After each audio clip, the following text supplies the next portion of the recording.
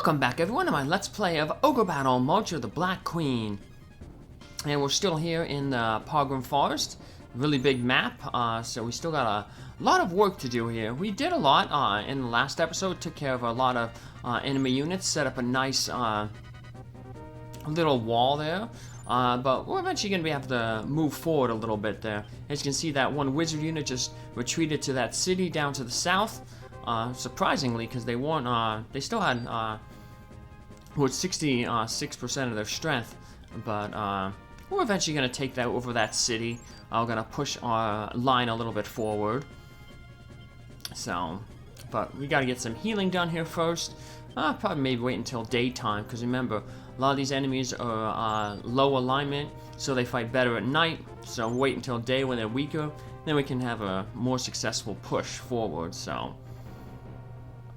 But some of the enemy AI is changing. They're moving, instead of heading up that direction the witch is going, they're heading over toward where Orpheus is. So here's another undead unit. That'll be good experience. Remember, you change your attacks from anything to anything but strong, and your clerics will use their healing magic to take out the enemies, or the undead enemies. So put it on leader there just so our wizard could attack their wizard. But oh man, that stinks. We took a little bit of damage there, but got some good experience there. Got to see our ninja class in action there. First small unit that we got that has 3 attacks, but it has low strength, so it'll never deal as much damage as a unit like the Hellhound that has 3 attacks, but has really good strength growth.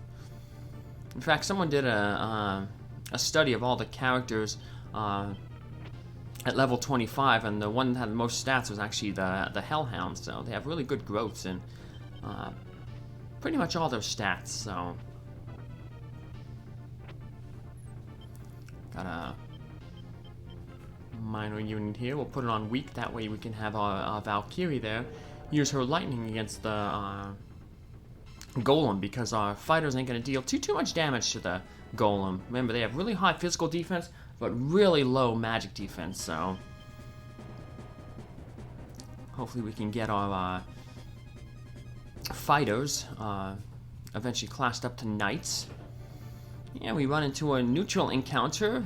If you run into a neutral encounter in the mountains, that's the only time when you won't have a neutral encounter with undead. In the forest area, you can run into either the ghosts or the skeletons. And in those instances, you probably just want to take them out with your clerics or white magic weapons, because they're level 9, you'll get a lot of good experience, so. Well, that witch fell easy. There was no way we could lose that battle, because that witch in the back row only uses stun, so she would never be able to do any damage. And winners of battles are determined by who does the most damage, so when the enemy can't do any damage, it's a surefire win for you. So.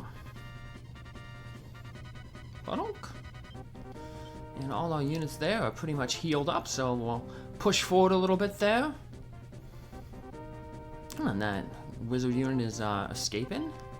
We'll send one of our units to meet that doll mage and ninja unit, and maybe we can get a little one of those ping pongs between them and the cleric unit that we have there. So the cleric unit will sneak into the back and flank them, and then if we defeat the enemy, they bounce back and retreat, and we get to fight it out with them. So.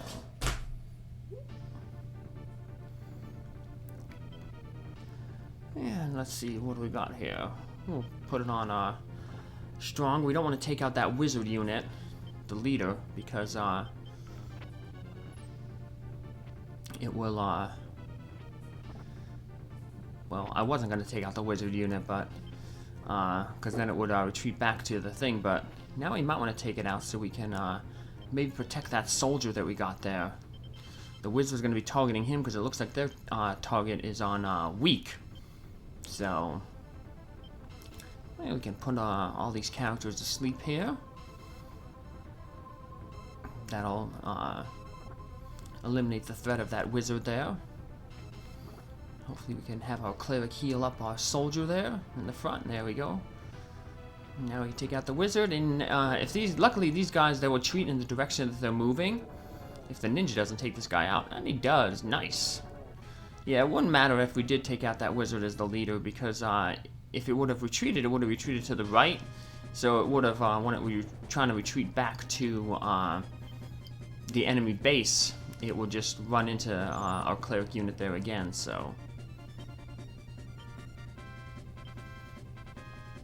Who do we want to potentially fight? We'll have our wizard unit fight. This unit should be able to do a lot of damage because the ninjas have 3 attacks in the front, and the doll mage in the back there has that hit all acid. So probably better to have this unit attack, because remember the Raven man there in the middle, he should get most of the attacks. And he has high agility, so we should be able to dodge pretty good, so. Luckily, the doll mage only has 1 hit-all attack. Later on, when it promotes, it can promote to a doll master, and it'll have 2 hit-all attacks. Ooh. Yeah, I figured that would be a tough battle to fight with, so that might have been a good unit to use the maybe the Lover's card on. Lover's card turns any enemy that gets hit by the Cupid's arrow to fight their own allies instead of you. So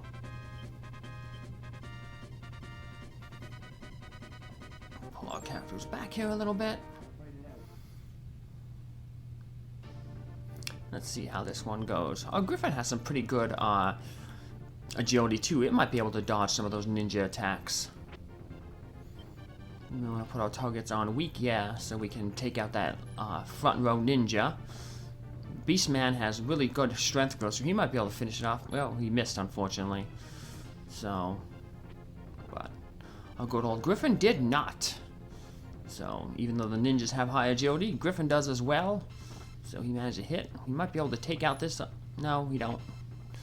Oh, but, well, we lost again, but we did a lot of good damage there, so next time we should definitely be able to win, because we took out 3 of their attacks there, the ninja, the front row ninja, and the other ninja is really, really weak. We might be able to even, depending on turn order, we might be able to finish it off before it gets a 1 attack. So even though the doll mage hit all acid is pretty painful, it we might be able to limit the damage done to only that attack. So let's put that Lover's card I was just talking about to use. So now the Beast Man and the front row Wyvern there Worm will just attack each other. So.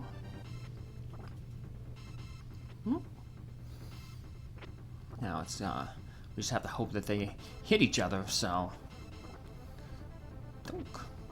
we're not doing too much damage to that Worm in the front. They have some pretty high defense, which is why another reason why they're probably one of the best carry units in the game. They have high defense, pretty good resistances, and they can carry the heaviest type of monsters. So we gotta move this other low-flying unit to the side to potentially block that one off. So he might be going straight toward our base. Oh, no, he's turning toward that temple, so that's good. At least you can afford to lose if you lose a city or a temple that you've already liberated, you lose 5 reputation, which is bad, but we're early enough in the game where our reputation isn't all that important right now. It will be later on to gain some special characters. We'll need like at least a 70 reputation. But for now, you know, special characters we're going to get are just basically going to join our cause because they have an interest in fighting the Empire, not because of how good we are. So let's see if we can win this battle here. We took out one of those worms, so should be able to do a little bit more damage. And Badonk. So, I remember, I think if I mentioned this in another thing, there's no use in hoarding your tarot cards, because every time you're going to liberate something, you're going to get a tarot card. And you can only have at max 14 tarot cards.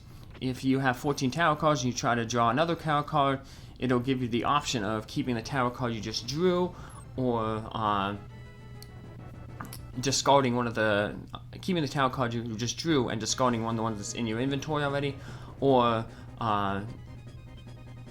refusing to take the tarot card that you drew.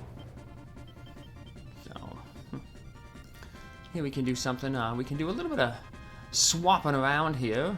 Since one of those enemies isn't totally healed, we can move some characters around, so we can just have then one combat effective unit. So we're gonna have to move another one of those small characters from the unit 6 there to unit number 8. So probably want to move that wizard, so we have to change the leader.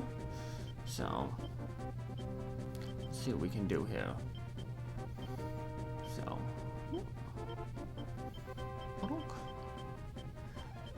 or we can just do this. We can move the beast man in the front there, because that hit all ass is going to hit everybody no matter what.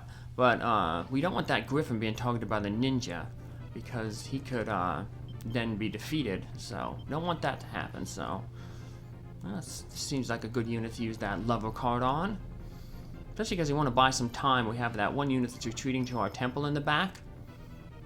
We want them to heal up. So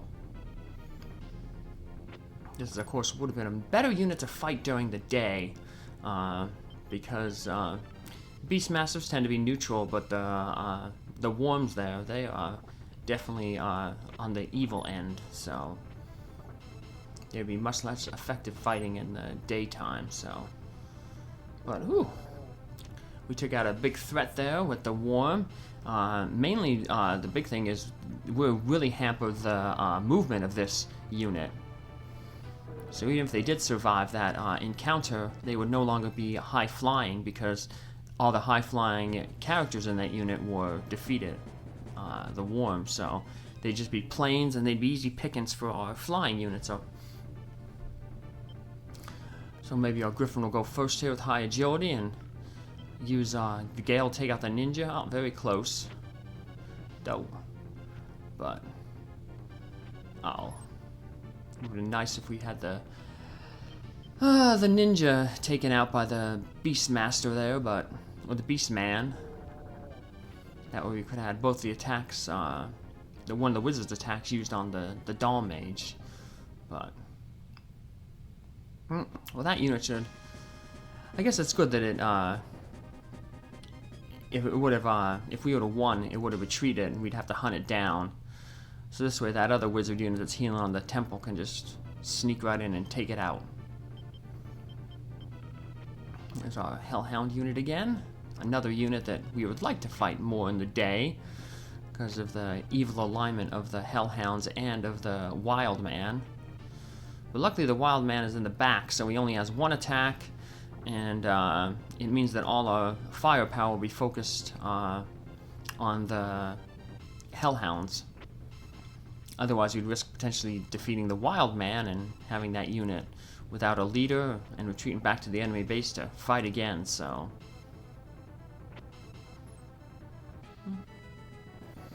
Though I did get some damage in with the Valkyrie there, so. We can move the Valkyrie in the front there, just for a little bit. Like I said, we want to give that other unit back there, the Cleric unit, going on the temple, to some time to heal up. Let's take out this Doll Mage unit, finish it off, get it off the screen. And we can, but even though it's the Wizard unit ain't fully healed, it'll be, he's probably our strongest unit. Let the other units heal. They've taken more damage because they've been fighting more, so.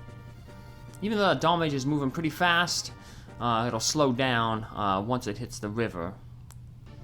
It was moving fast because it was on the plains, and it's a plain moving unit. So, but bonk, good old Hawkman took him out. I mean, Raven Man took him out. Easy living, no damage at all. No. Let's hang up and heal ourselves up, because it looks like most of the enemies are coming that way or taken care of. We still need a lot of healing of that unit. This unit's pretty good. So we can move it down here to, in case any more enemy units starts moving down this way. Remember I said the two main ways the enemy units are going to move are on the hypotenuse of the right triangle there, right up to our base, or going on the legs, going east and then north. So that unit there, we're going to fly down that's heal. They'll block off any enemies. And now it's daytime, so we'll be fighting a little bit better, and the enemies will be fighting a little bit weaker. So, and even though our fighter there in the back row is hurting, he will not be able to be targeted by any of these units. So he's perfectly safe back there. Let him. He'll still be the weakest, so the cleric always targets the character in your unit that has the least amount of hit points. So he'll be healed up, and then next battle we can rotate him back up to the front and move our Valkyrie back to the back.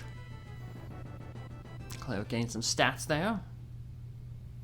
Well, may want to push forward, because that unit, said normally they do keep going if they're at greater than 50% strength, but that one unit did retreat, so sometimes there are exceptions to the rules. So, heal up our leader there, and we should be able to finish off this unit there. So we got a lot of attacks left. Well, we'd finish it off if we weren't missing. So come on, let's see. 12 more. See if that one fighter can get lucky. Nope. Boo. But need to get a level up, so we should check this unit to see if it, we should be checking our units soon to see if any of them can, level up. Level 5, we'll be able to change them into knights. That's what we want to get most of our characters to. Willie's 4, 6. Oh. We must have changed him because, his stats must have been good enough, so. But now they're good enough so we can change into, Knight, Beast Mage, Dawn Mage. He has kind of a lower alignment, middle alignment. You want to keep your Dawn Mages kind of at the middle alignment. So, we'll raise him as a Dawn Mage for a while. And here we go. We'll be able to do a lot more damage now with this unit. We'll have our own hit all attack. Alright, let's finish off this little wild man unit here. We got another wizard unit coming after us, it looks like. Wonder which one it is. It can be, in this area we have wizard units that have imps with them, skeletons, and ghosts. Oh no, it's an imp unit, so, no. But yeah, there's a wizard unit in the back there. We have another one of those ninja units with the doll mage coming up. So, how's our other cleric unit looking? Oh, pretty good. So, well, these guys are looking pretty good here too. So, move our characters back around. Put Griffin back up in the front. Has a nice hit all attack, but we'd rather protect our leader. Like, has a nice hit all attack in the back row, but we'd rather protect our leader there, just for safety. Let's see how we do against this imp unit here. We have that good hit all attack, but these guys Hawkmen have good agility, so, and they're hurting us pretty bad. Come on, cleric, heal us up.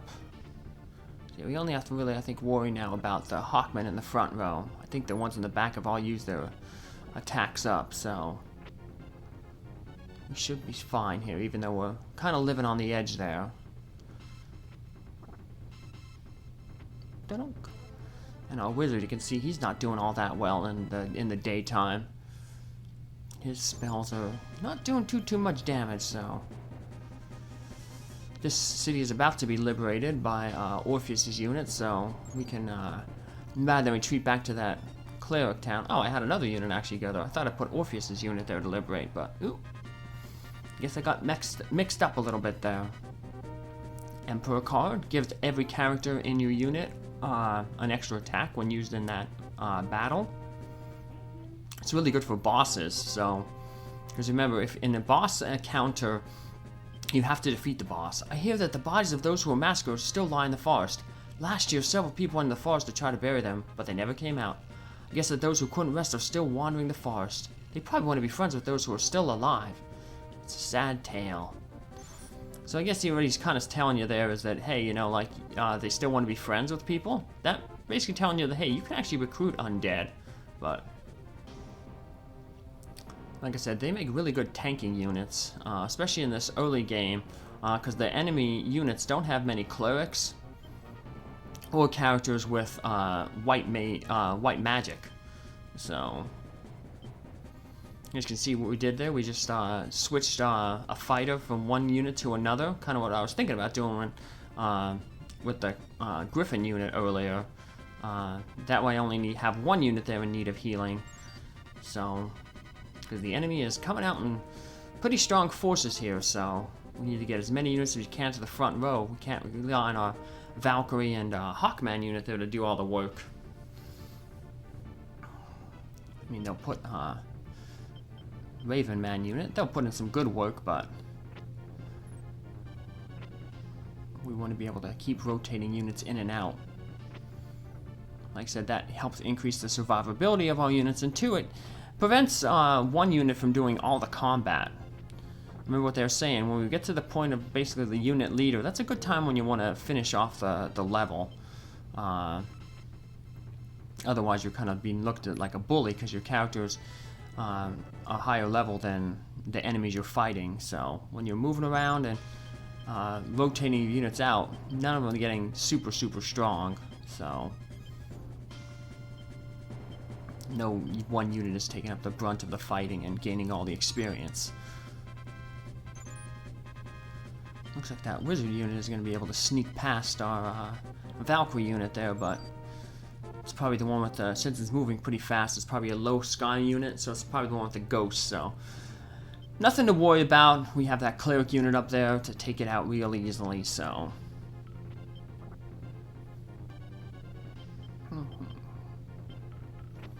so these guys don't have too many attacks. 3 attacks, 1 nightmare, and looks like their tactics are set to leader, which is good because that the only one that can hit our leader is the imp, and he used that 1 nightmare spell, which is a black attack, and Raven Men by default have higher resistance to fire and black magic, so even if that nightmare would have hit, wouldn't have done too much damage. So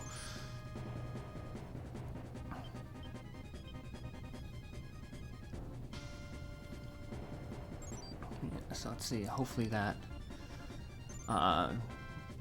imp unit then should move toward the wizard unit there, try to take over that city. So we shouldn't have to move it, which is good. Gives a few extra seconds. I think it's like you heal like 2 hit points per second when you're on a temple or a city.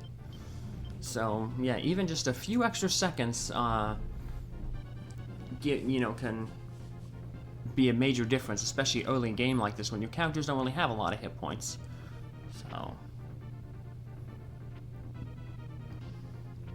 now you're seeing also why clerics are so important. So even though they're not doing any damage and the healing doesn't factor into the equation of winning the battle, they do help keep characters alive. So, and that's especially important when you're doing a challenge playthrough like I'm doing, where I'm not relying on healing items. Now if you were like just buying a bunch of healing items, you know, you wouldn't need the cleric's healing because you can just heal up between battles. Hit the pause button, go to your item menu, and then use a healing potion or a cure potion. Cure 50, heals do 150, and all heals do 100 to everybody, so we really should be able to finish this unit off. Wizards have very low physical defense, so that ninja should be able to tear right through them if the fighter didn't do it, but that's good if the fighter did, because that means he'll gain some more charisma and alignment because he made the kill, which is good because he just gained a level, so he might be a level 5, so he might be able to promote automatically gives a character a level, so yeah, he's pretty good alignment there, 61. So let's promote him. So Knight Beastman Dommage, we'll make him a Beastman for now. He'll get some higher strength than if we turn him into a knight. So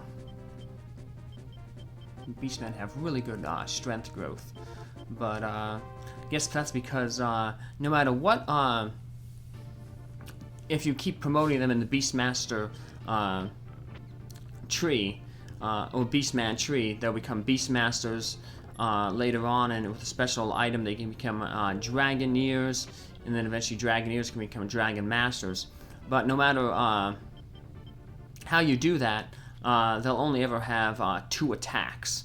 Where if you go the line of the Knight or the line of the Samurai, eventually the Knight turns into a Paladin, Samurai turns into a Samurai Master, and they'll end up with 3 attacks. So I guess to balance it out, the Beastman classes will do less attacks, but they'll probably do more damage per attack because of their higher strength. So, of course, the Beastmen also have the they help beasts fight a little bit better.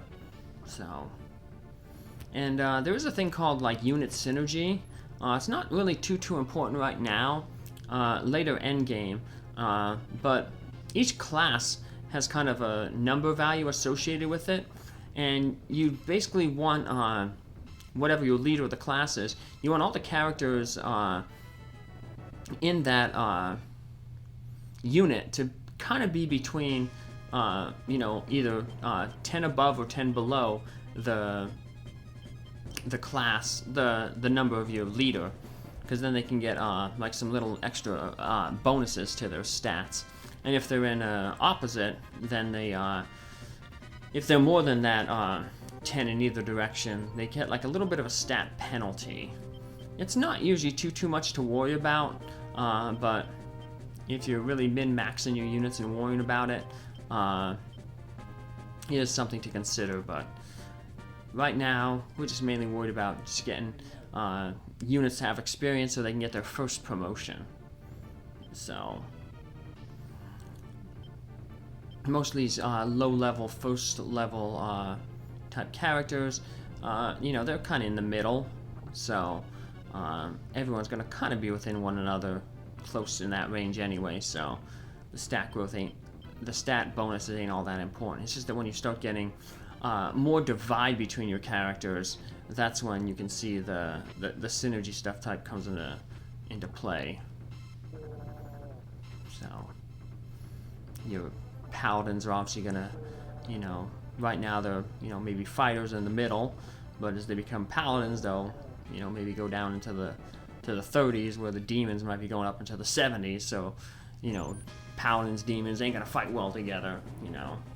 That's oversimplifying it, but this game can be pretty complicated, which is why a lot of people don't really like it or don't understand it on their first playthrough.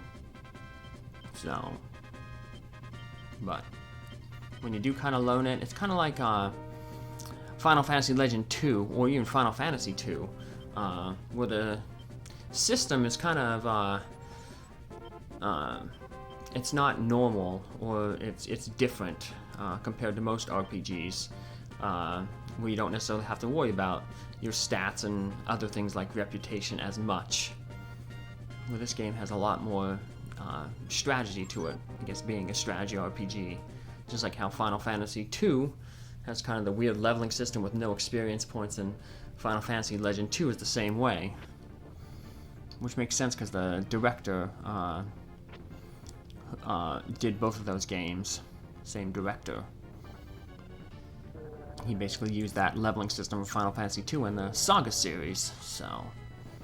But and I have Saga 1 and Saga 2 Let's Plays already done on my channel. Saga 1 was with Princess Prin after one of my rats, and Saga 2 was after had Linus the rat, Vincent the therapy rat, Honey Mouse in her robot suit, and P the crab. So, well, that finishes up this episode here.